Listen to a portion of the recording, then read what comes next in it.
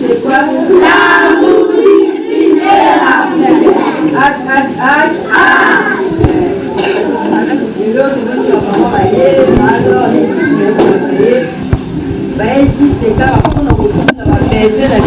bino mama oyo aza na posa ya kosunga bino mama oyo aza na posa ko partager 10 francs na ye na bana bitike nzamba pambola bino nano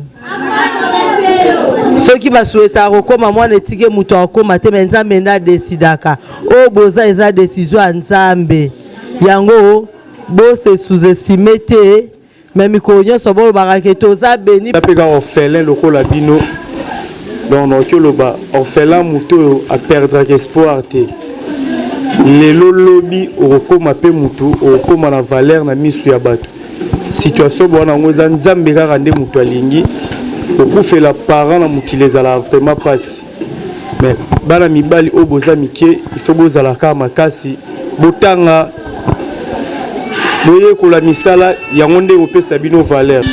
Mama Sandra asunga biso enano asunga biso na kofuta Minerva kozonga biso classe de petit na kofuta biso Minerva na ba classe na biso surtout bato ba mati ba classe kofuta biso Minerva bosombe biso machine à laver bande kola biso ba ba bisa blamba mingi bosombe biso machine à laver bosombe biso congélateur bosombe biso pe lopango ya biso moto za ba locataire oza biso te bosombe biso lopango ya biso moko bofutela biso pe mai na courant bosunga biso bosombe biso ba mbetu tozola la condition à bien asengeka lisunga soutenir biso a soutenir pa basa place basenga $2400 pa basa sans opération alcool fa ba afuta biso pe classe afuta biso na le pango to vana to futela fa so ma biso congélateur na machine à lavage.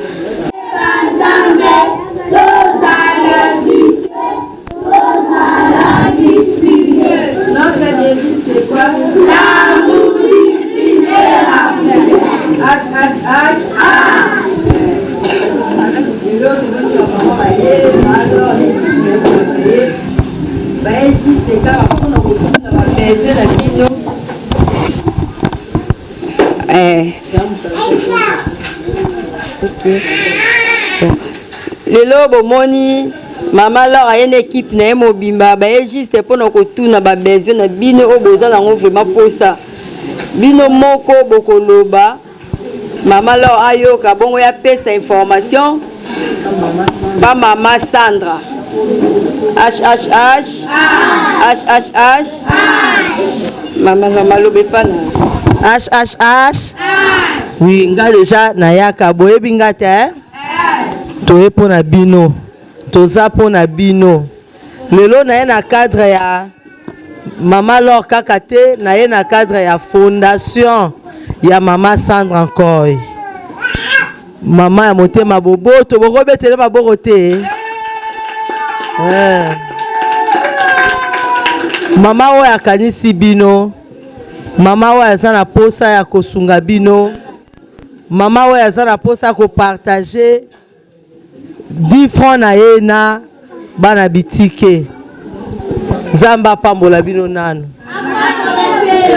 soki basueta kokoma mwana etike muto akoma te me nzambe nda desidaka o boza eza décision ya nzambe yango bo se sous-estimer te me mikolo nyonso bolobaka ke toza beni tokoya tomoni bana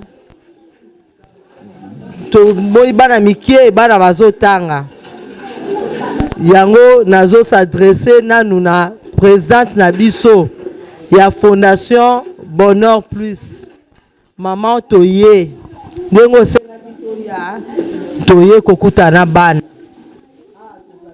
orphelinat Siloé ba image na si réseau leka déjà yo mo réseau mona bana baza penza na ba situation toki kolobela te mais to sengi na yo mama bana omeka kota la situation ya bana oyo soki toye pourquoi basalelaki biso mbela ke bazomona ndenga kozonga classe te bazomona ndenga kotanga te orphelinat eza na makoki te ya kozongisa bana oyo na classe po bana oyo lobby baza avenir ya Congo, baza avenir ya lobby. Mais bana oyo basuetaki kokufela ba parenté, basuetaki kokoma na ba situation oyo te. Mais Nzambe oyo adesidaki ainsi pona bango. Nde tosengi na yo mama, mama bonheur plus mama Sandra Koy. Omeka kota la situation bana oyo. Toza na posa le 26 août tozonga pona kosa la rentrée. Il y a une grande quantité à bana oyo. Bana oyo faut bazonga classe, mais ba rozonga ndenge nini. Nde toye kosa la appel na yo mama. Na yebi kosa mama motema munene. Ozali aigle, ozali mama oyo akumbi bana oyo na motema. Otindi biso to kiti. Toza na posa na yo. Toza na posa lisungi na yo. Na ba nyonso baza na sima na yo. Toza na posa ya bana oyo kamera zo lakisa yo. Bana oyo baza na posa ya kotanga.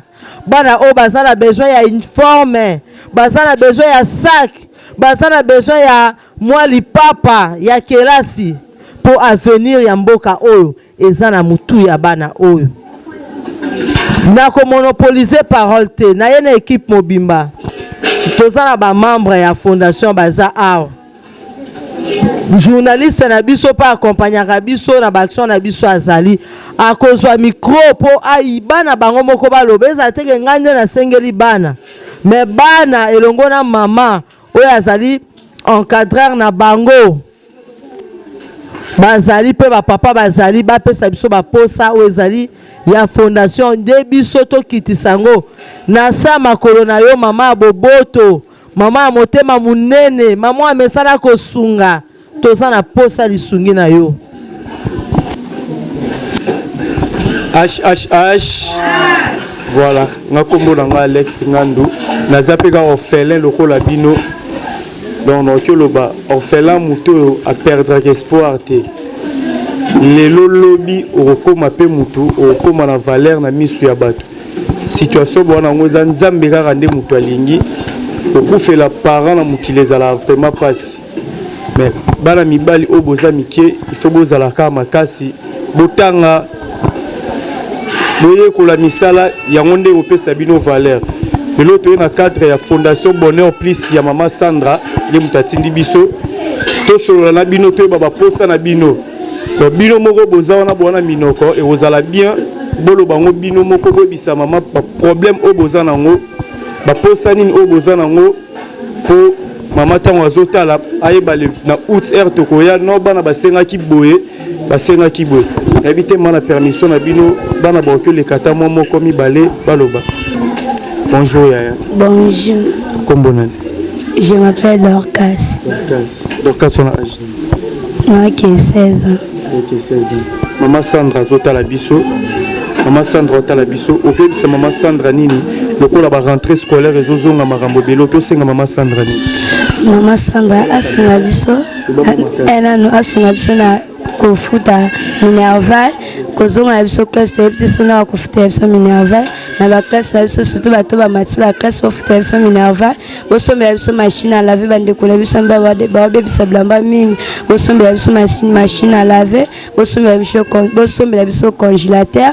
Bosombela biso pe lopango ya biso moto za ba locataire oza ya biso te. Bosombela biso lopango ya biso moko.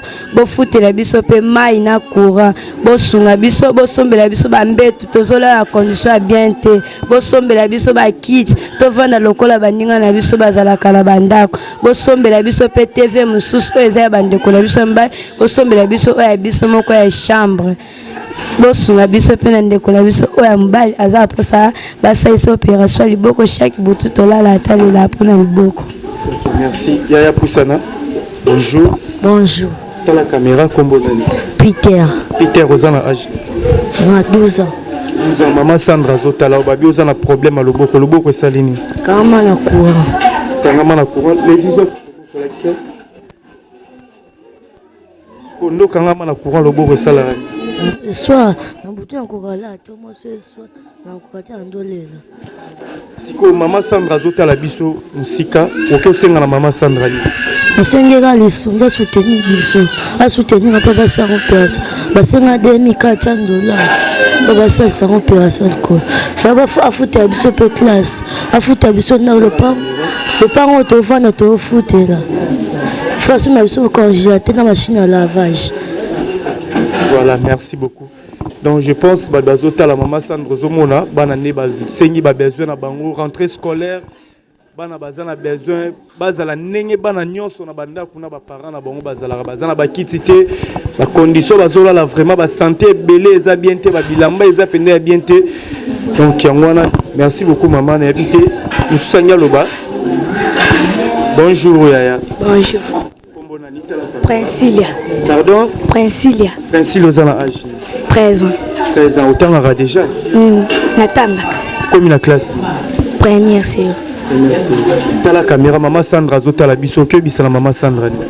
Et sa maman Sandra a foutu la biso minerval pour la classe ba benga na biso. Ba ninga biso pe abaza aba. Ba tonga biso peut na biso moko. Ba se la biso pe mutuka o eza charge biso ya critique biso na école. Ba foutu la biso pe ndako ato foutu là. Ba se la biso pe machine à laver pour na bilamba. Basi la biso pe ni congélateur pe bilo ba la biso ze be bakani congélateur ezate basi la biso pe TV na biso moko ya ba basi basi biso pe le pont na biso moko ya tene c'est ma Sandra ngwana.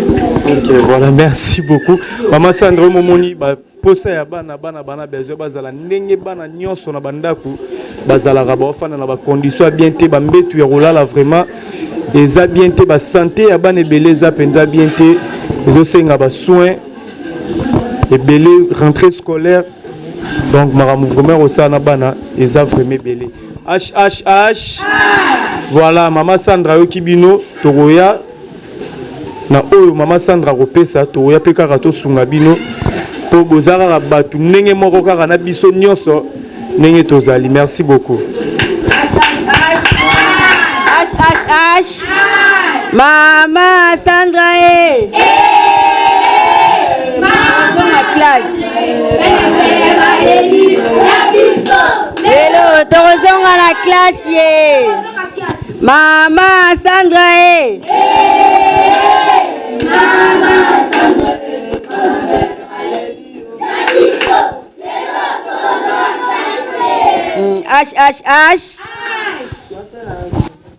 HHH na pesi bino mbote kati na bino komona bino boye nayebi ke batu minene bazali awa kozala orphelin nga nalobaka eza pasi me eza privilège epa nzambe po balobi nzambe ayokaka losambo ya baorphelin koleka batu nyonso oyo baza na mokili nga mokutu moko nalobaka na sekisa mama na nga nalobaka so na osambela na se présentaka lokola orpheline nabomi mama na molimo nabomi papa mpo nzambe ayoka nga makasi mpo asalelaka bana orphelin HH nga kombo na nga mama Morissette toyaki lelo tomona bino toyeba baposa na bino bongo tomema yango mpa mama Sandra mama oyo ya motema munene yango nalingaki tokota tomona ba place bozola la mama Sandra mona ba condition na bino po asunga bino eza malamu te malamu